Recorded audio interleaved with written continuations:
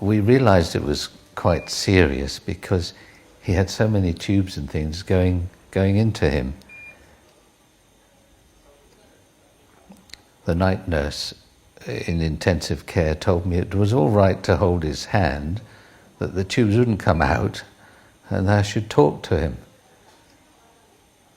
I sat there and chatted to him, and something made me say all the things that I thought that if I didn't say, I might not get another chance.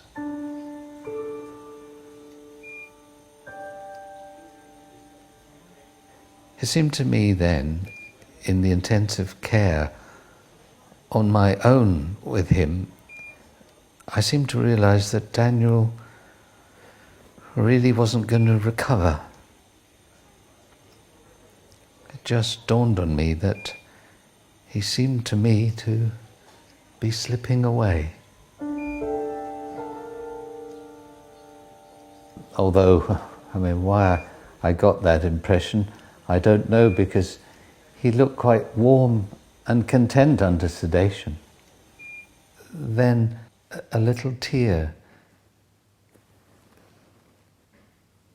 ran down his cheek, and I realized he'd stopped breathing.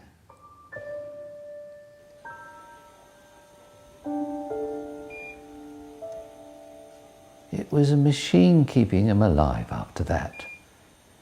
A machine kept him going. It wasn't him breathing for himself, it was the machine doing all the work.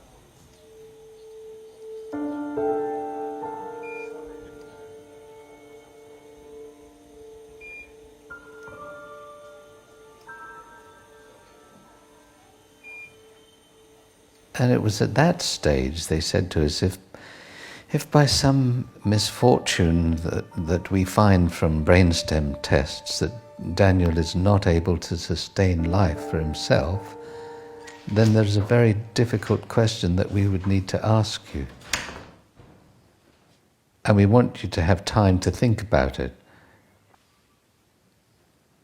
We looked at each other and said, well, we think we know what that is. That if Daniel is not able to live himself, would he like others to benefit from his body? And they said yes. That is what we wanted to ask. The initial brainstem test was done, and it showed that Daniel was not able to sustain life for himself.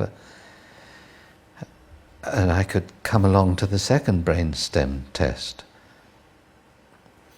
I watched them remove the large tube from his mouth and insert a small oxygen tube in its place. They explained to me why they were doing that. It was to keep Daniel's organs in good condition, as he was a potential donor. It underlined to me what the machine was actually doing for him. The oxygen going in that had made him look alive. But I understand there is not one single case of somebody being kept in that condition and having lived. If there was any doubt in my mind at all, I would be extremely worried about it now, but there is no doubt whatsoever, none whatsoever. I held Daniel's hand and I squeezed it a little bit harder than I should, I think, and I wanted to shout at him, "Come on, Daniel." But I knew inside me that he wasn't there.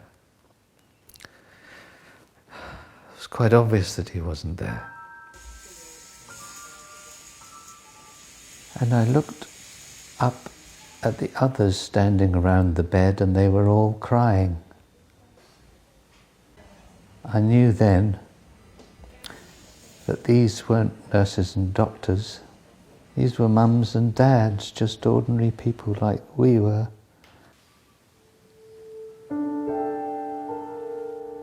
And if they could have done anything, they would have done it.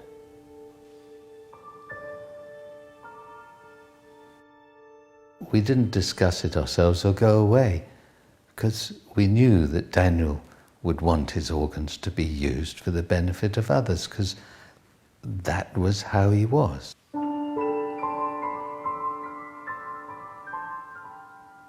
When he was about 7, he came in with about 10 donor cards. He said, "I've just seen these in the shops. How do you play these cards? I don't know how to play them." My mother turned around and said to him, "They are not cards that you play like ordinary playing cards, but when you die, you can help other people live. You donate your body to help somebody else live." He said, "Oh, if I die, I want to do that." He would be absolutely thrilled to know that people have benefited from his tragedy.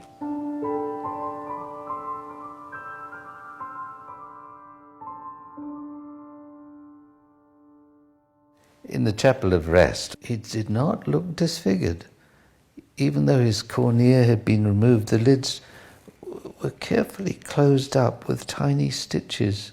They were hardly visible. Apart from that, there were no other signs that he'd had anything removed at all.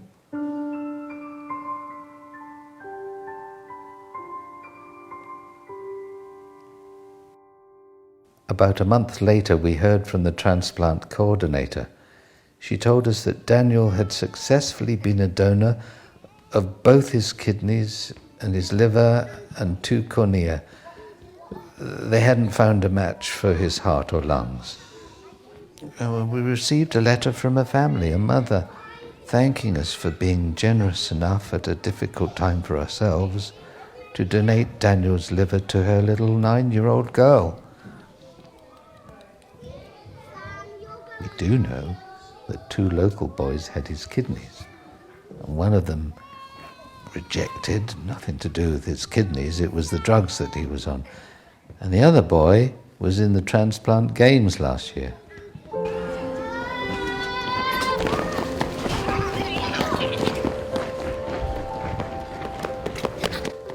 Had Daniel not been an organ donor, had he not donated his organs and helped others, I don't think I could have lived with it.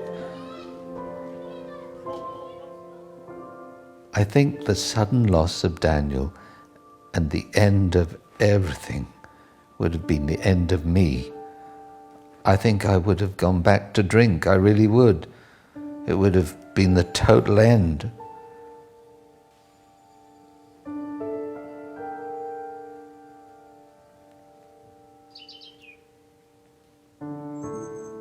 But it wasn't an end. It was almost as if we didn't have to focus on his death. We were able to focus on what he had done at his death, his final achievement, if you like, an achievement so wonderful that it overpowers the tragedy almost, and the fact that death is so final.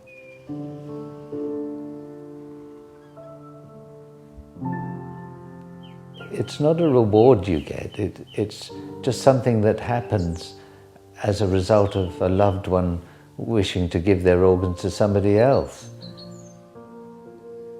They give their organs to someone else so that they can have the gift of life.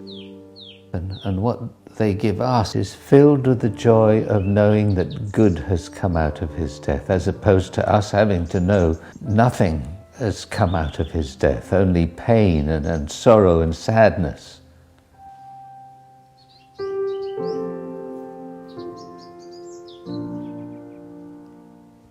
We don't need a cold stone or a plaque with Daniel's name on. Wherever we go, he will be with us. He will never be forgotten.